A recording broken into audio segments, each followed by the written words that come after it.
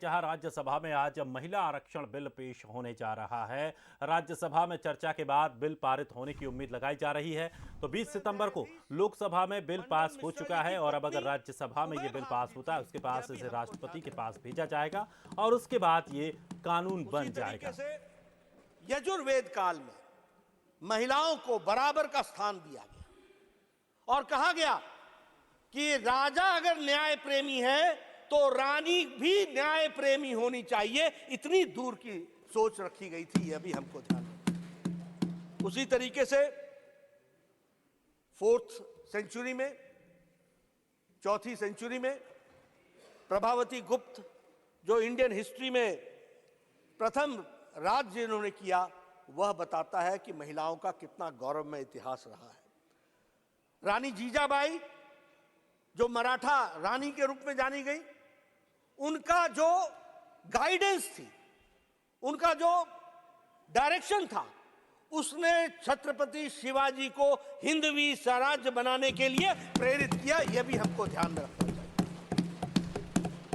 अहिल्याबाई होलकर जी को हम सब लोग जानते हैं अध्यात्म की दुनिया में, और उसके साथ साथ जिस तरीके से उन्होंने मंदिरों का नवनिर्माण किया, वह बताता है कि महिलाओं का हमारे सामाजिक और हमारे आध्यात्मिक जीवन में किस तरीके का स्थान रहा है। 1857 का हमारी क्रांति, और उसमें भी रानी लक्ष्मीबाई को हम नहीं भूल सकते, उनका नेतृत्व हम भूल नहीं सकते। और यहाँ हमारे संविधान सदन में जो कित्तूर रानी चेन्नम्मा जी की जो मूर्ति है, वह संविधान सदन में सुशोभित होकर के वह भी भारत की गाथा और महिलाओं की गाथा बताती है। पोर्चुगीज के खिलाफ अगर कर्नाटक के महारानी अब्बक्का ने अगर लड़ाई लड़ी, तो वह भी एक अपने आप में गाथा बताती है कि महिलाओं ने किस तरीके से हमारे विकास के लिए काम किया है। मैं ये भी बोलना चाहूंगा कि मॉडर्न टाइम्स में भी, आज के युग में भी अगर हम देखें, 21वीं शताब्दी जो है वो महिलाओं की शताब्दी है। 21वीं शताब्दी जो है वह महिलाओं की शताब्दी है। और फिर चाहे ज्ञान हो, चाहे विज्ञान हो, चाहे मिलिट्री एजुकेशन हो, चाहे सैन्य सुरक्षा हो, चाहे अर्थ जगत हो, हमें खुशी है कि आज हमारी भारत की महिलाएं अपने आप को लीडिंग रोल में लेकर के आई हैं और उन्होंने अपने आप को प्रतिस्थापित किया है और सम्मानित स्थान पर लेकर के आई हैं। It is not only the presence but it is the position, वह सम्मानित स्थान जो उनको मिला है, जो उन्होंने हासिल किया है, यह बताता है कि भारतीय नारी किस तरीके से उन्होंने अपना योगदान किया है। आज सॉफ्टवेयर की दुनिया में 21% हमारी महिलाएं हैं जो लीडिंग रोल में हैं।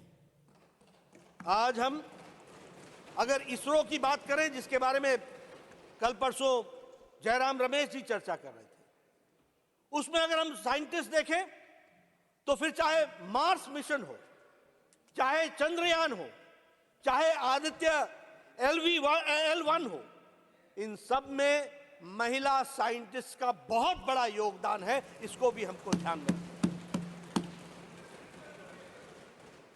और अगर हम कहें तो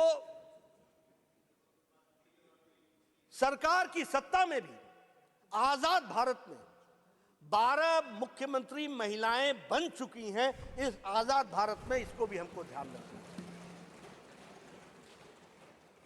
बहुत से ऐसे देश हैं जिन्होंने वोटिंग राइट्स पाने के लिए एक लंबा संघर्ष किया। महिलाओं ने सिर्फ फ्रेंचाइज पाने के लिए बहुत लंबा संघर्ष किया। किसी ने आधी शताब्दी तक संघर्ष किया, किसी ने पूर्ण शताब्दी तक संघर्ष किया। लेकिन यह हमारा सौभाग्य था कि हमको फर्स्ट जनरल इलेक्शन में महिलाओं को बराबर का स्थान दिया गया। यह हमारी सोच दर्शाती है। और ऐसा नहीं है, सबका योगदान है। 1931 में सरोजिनी नायडू जी ने ब्रिटिश प्राइम मिनिस्टर को चिट्ठी लिखी थी और उसमें कहा था कि हमें फ्रेंचाइज मिलना चाहिए। और उस उन्होंने वाक्य लिखा था, we do not want to be nominated, we want to be elected. तो इस तरीके से अगर हम देखें तो हर दृष्टि से महिलाओं का एक विशेष योगदान रहा है।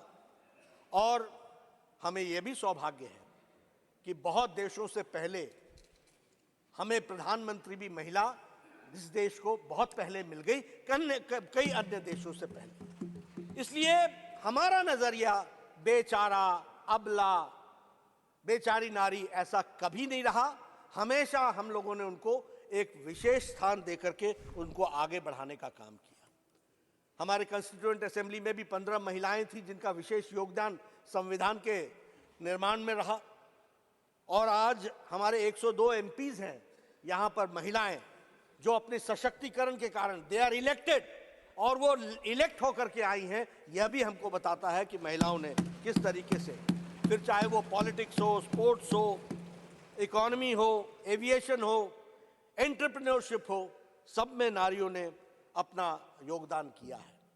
इसलिए जब हम नारी शक्ति वंदन विधेयक को लाकर उनको हम